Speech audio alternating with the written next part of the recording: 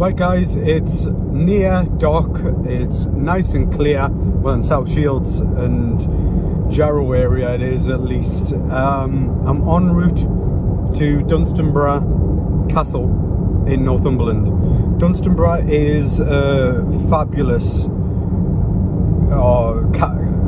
castle. It's ruins and it's just the most tremendous foreground that you could imagine for the Milky Way, the Northern Lights, noctilucent clouds, or just general astrophotography. The little town near it is called Crasta, and that's where you kind of park. Well, that's where you do park, not where you kind of park. It's about a 15-20 minute walk to the castle from Crasta, and the best thing about it is this image, the images what you can get from there are because it faces nearly north, so the Northern Lights should be directly behind it, and the Northern Lights solar wind, and I can't remember the last time the solar wind was this strong. So en route to Dunstanburgh now. It should take me about 45-50 minutes for to get there, and I'll catch the castle just at blue hour, get a beautiful foreground image, and then stay there, hopefully watch an amazing display of the Northern Lights, and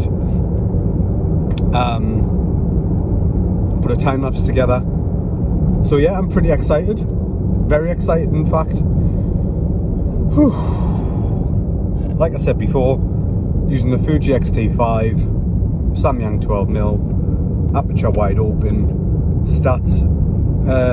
I'll probably have a 3 to 5 second exposure, I would imagine, because I'm imagining the lights are going to be visible as soon as it gets dark, and this is what's happened. Guys, I'm here at Dunstanburgh Castle, okay, that you can see just faintly, ever so faintly.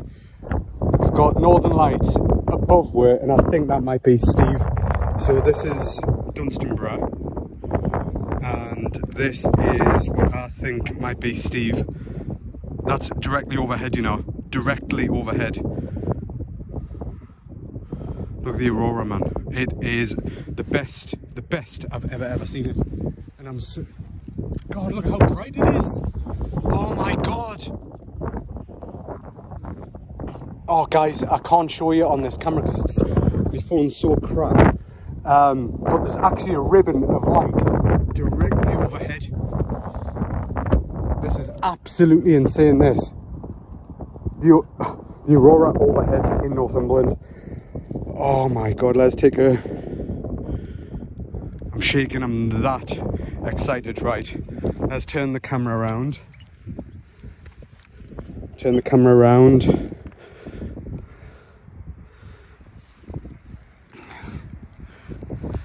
Right, watch.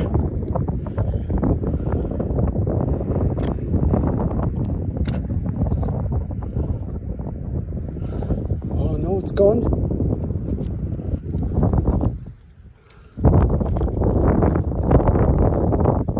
Well, it's still there faintly.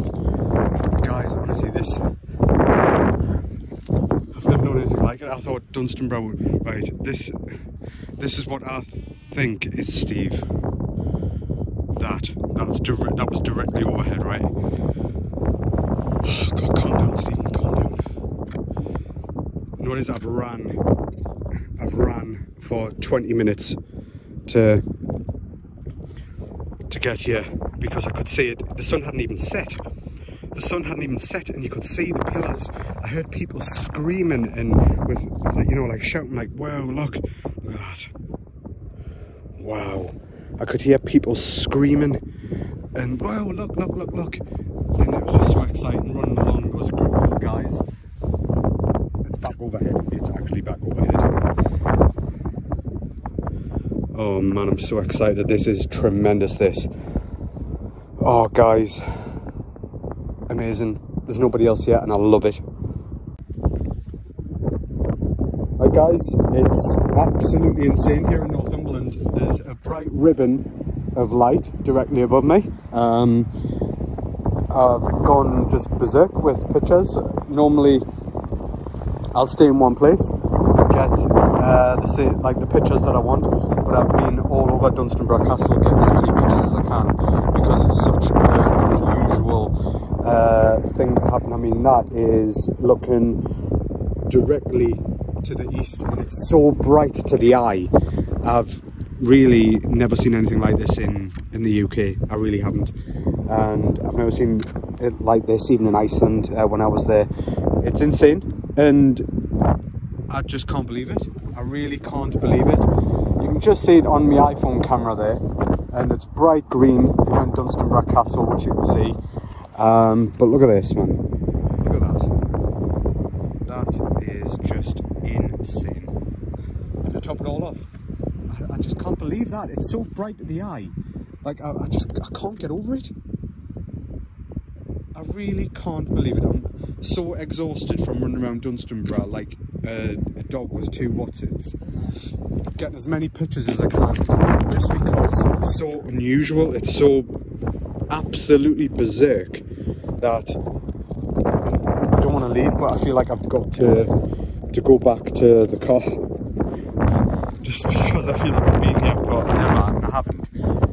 And oh god, I just don't know, I'm just all over the shop. You know, when you think, oh, I've done this plenty of times, I can be calm, and I just wasn't. I was just fireworks. I was just all over the place, like I don't know what. It's just sheer excitement. Oh, what a beautiful night. What a beautiful night. This is why I absolutely love photography. Seeing things like this, and so many people on Facebook and whatnot from the group that I run who've seen the aurora tonight, and they're buzzing, absolutely buzzing. I'm over the moon for them. Right, I seem to have calmed down a little bit. There's a beautiful green glow to the northern sky, and I can just tell that the aurora is ready to pop. Now that ribbon of light overhead, what I showed you, correct me if I'm wrong, anybody who knows better than I do, because I don't claim to be an expert by any stretch of the imagination, but I'm wondering if that was Steve, is it strong emission of something or other? Be interesting to find out, because it was there for a good hour and a half. In fact, it's still there very faintly. And like I say, the aurora is ready to explode on the northern horizon. I'll see if I can stop this for a second, because I've just composed myself enough to get a time lapse started. Whoa, awesome! It's starting to split as well, the aurora, so I can tell it's ready for to go. What a superb night!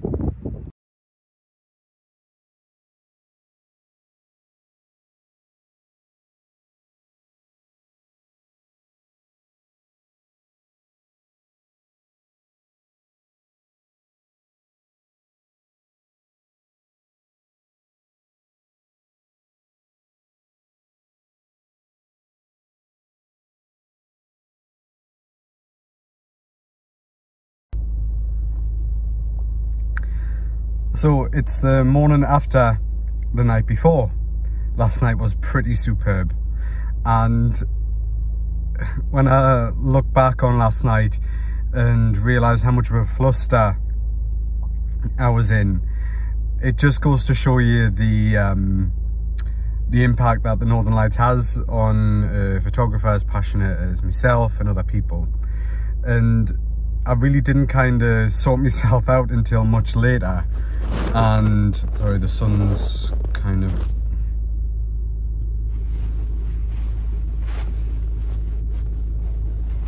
I'll have to handhold it.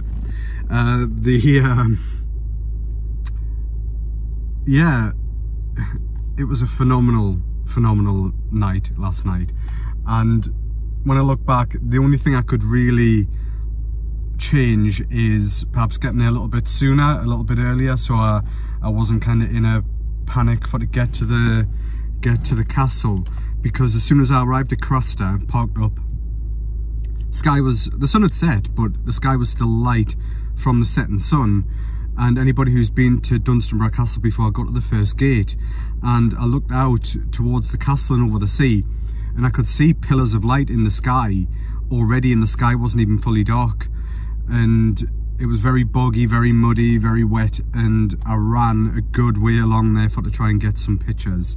Now you'll see from the first pictures that I showed, those were the ones furthest away from the castle, obviously, and at that point the aurora was developing so fast, and so it was overhead for a matter of seconds, probably 25-30 seconds. I looked up and it was overhead, which was surreal to say the least. This image, what you'll see now, is it overhead, the corona, and yeah, that I think that kind of threw me from that point, because I knew we were dealing with something that I'd never seen before in 8 years of photography, and kind of going all over the castle, getting different vantage points, because the aurora was changing so rapidly. 1 minute it was to the south of the castle, the next minute it was overhead, the next minute it had retreated back to just the northern horizon, and it changed like that over the course of a good number of hours. So for any one spot you picked, it changed very rapidly, and I think that's what caught me off guard and why I was so all over the place. I am good at that. I didn't get a time lapse of the entire event. I think that would have been really special, but I'm still in a bit of shock about what we're seeing in terms of the overhead aurora, the corona. Steve, blown away by Steve for being such a rare phenomenon, and it being 280 miles high, 3,000 degrees Celsius, a ribbon of super hot plasma running through the atmosphere. The mind is blown, and the images kind of hopefully show a good representation of what we've seen last night. Oh God, what a great night. And my phone has never stopped right from yesterday afternoon, and it's still going on now with people sharing their pictures, people who've never seen the aurora have seen it for the first time last night. And what a display for to see your first time and you see that. And a lot of people from my group who are kind of messaging saying thanks very much for letting us know about the aurora, and it's kind of a bucket list thing that we've seen. Great, absolutely great. I'm thrilled for people who've seen it for the first time, and yeah, wow, that's what keeps it going, you know, with this aurora, is all those nights where you don't really see much and you're cold, you're tired, you want to go home, there's not much happening, or the weather's really poor and there's a display happening. These occurrences, these rare ones, or were rare, kind of keep you going and urge you on to the next one. And now that we're in solar maximum and it's getting towards solar maximum in the coming years, those displays will be more frequent, I hope, and even better than last night's. So here is a selection of the images that I got last night. Oh, just before I go, the settings on the camera that I got down to were, I think it was 2000 to 3200 ISO, and oh, rainbow, 3002 ISO. Oh my God, right, gotta go, bye.